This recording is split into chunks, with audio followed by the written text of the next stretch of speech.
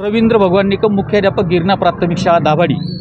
या ठिकाणी शिक्षण विभागात मी वेळोवेळी आलो असता या ठिकाणी शिक्षण विभागाला पत्र दिल्यानंतर मी माननीय दादाजी दगडू भुसे, पालकमंत्री नाशिक जिल्हा यांना पत्र दिलं की सुरेश रामराव निकम यांच्या गाडीचा चालक देवीदास जगन्नाथ शिंदे यांनी मला दमबाजी केली होती।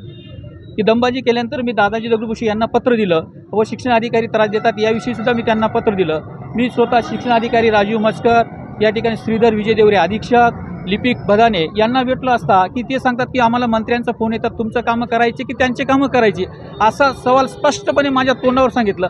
परंतु मी या ठिकाणी चक्रा मारून थकलो। आता मला काही समजत नाही, पाणी कुठं मुरतं हेच मला समजत नाही आणि गरिबावर अन्याय होत असेल तर दादाजी भुसेंना मला एकच विनंती आहे की तुम्ही खरोखर चांगले काम करतात, या ठिकाणी सर्व उत्कृष्ट काम आहे, परंतु मी सत्य काम तुमच्याकडे दिल्यानंतर तुम्ही काय केलं हे माझा प्रश्न आहे तुम्हाला, की या कामासाठी तुम्ही काय इंटरेस्ट घेतला नाही याचं मला त्यांना एक प्रश्न आहे। आणि ते चांगलं कामं करतात हे सुद्धा मला मान्य आहे, परंतु हे का काम केलं नाही त्यांनी, कारण काय हे काय पक्षाचा दबाव आहे का काय मला काही समजत नाही। मागण्या काय ते सांगून मला एक विनंती आहे की या ठिकाणी हा बोगस आदेश शोधला पाहिजे आणि याच्यावर फौजदारी गुन्हा दाखल झाला पाहिजे।